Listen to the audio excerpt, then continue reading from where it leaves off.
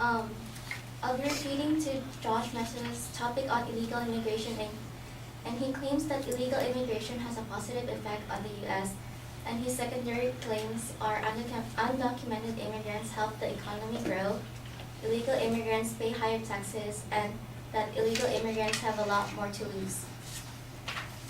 In his first secondary claim, Josh claims that undocumented immigrants help grow the economy.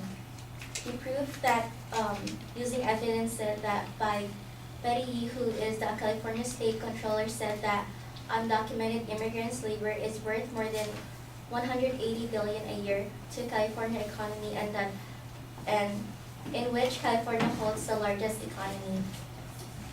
Josh used a very great evidence that has been said by Betty Yee, that who is the California Controller. But in fact, in the article I found, Obama's Clear Path through Bank Accounts for Undocumented Immigrants, there was an economic study that showed how illegal immigration lowers wages by increasing the supply available in an area. Those unregulated workers are often underpaid, which keeps wages lower in a particular occupation and region, and that illegal immigrants might take their jobs and that would otherwise go to the citizens. In Josh's second claim that illegal immigrants pay higher taxes, he supported this by stating that undocumented immigrants nationwide pays 8% of the incomes in the state and local taxes, and added that if they become documented, taxes increases more. With his added information, if illegal immigrants became documented, the taxes would increase more.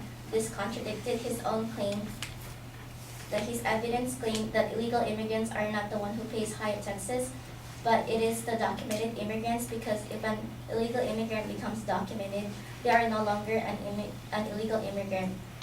To counteract to his claim, illegal immigrants pay higher taxes, I found that according to Michael McDonald, PhD, assistant professor in finance at Fairfield University, illegal immigrants are also the main source of black markets for goods and services.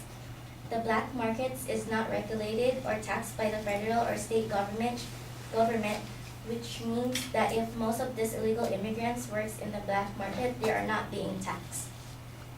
And in his third secondary claim, illegal immigrants have a lot more to lose. Josh supported his claim by providing stories how illegal immigrants live their life to prove how most of these illegal immigrants have to lose so much. It does not prove how having illegal immigrants benefits the U.S.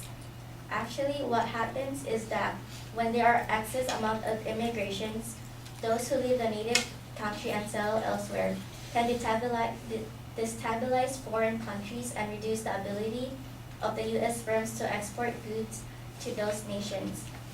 And I found that according from U.S. Census, that the U.S. goods makes up more than 2/3 of the U.S. exports, which is $1.4 trillion.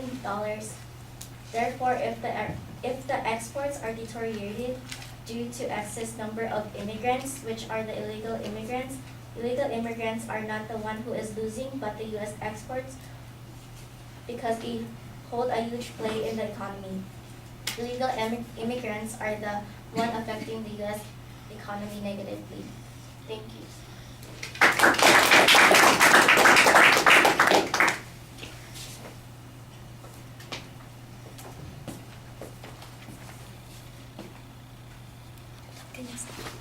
Oh, okay. Yeah. You didn't give me one already?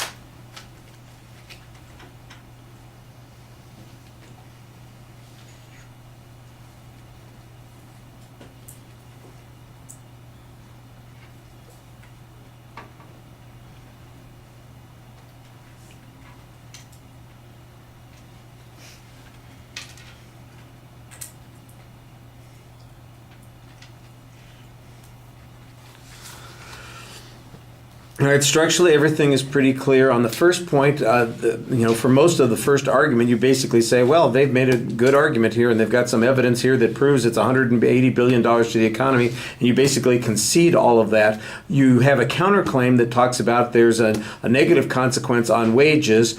So I think it's reasonable to have a counterclaim on that, but you don't have any way to balance it against the $180 billion that's been presented that you've kind of accepted from the advocate on this particular argument. So how substantial is the suppression of wages? If it's reducing the ability of people by more than $180 billion, then it seems like there's a fair trade-off, that there's an unfair trade-off and there's some harmful consequence. But you don't have any on-balance information on this, and since you don't really try to diminish that $180 billion mark, that's, I think, a little underwhelming on that particular point. On the tax argument, I do kind of like the idea that you take the advocate's own argument and say, well, from a rational point of view, if they pay 8% now and they're going to pay more when if they are legalized, that seems to suggest that they are underpaying currently what they ought to be paying. That seems to contradict the advocate's position in the first place. I think that's a reasonable press to make on that particular point.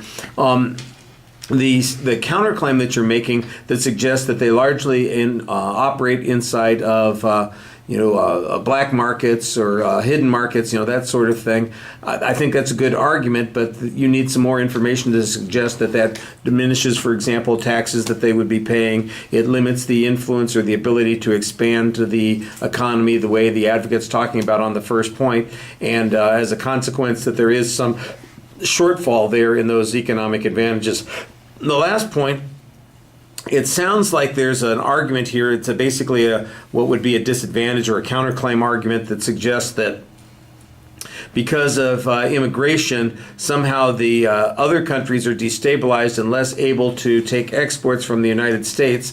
That's an interesting concept. I would need to see some demonstration of it. It's pretty speculative at this point. The United States is not likely to lose the $1.3 trillion that it exports that you mentioned. So the question is, which countries are going to be affected? How much are they going to be affected because they're sending immigrants to us? We don't really get much explanation about how those things are connected. So that's a little bit of a problem. Way too much reading. You need to talk to us. All right. Thank you.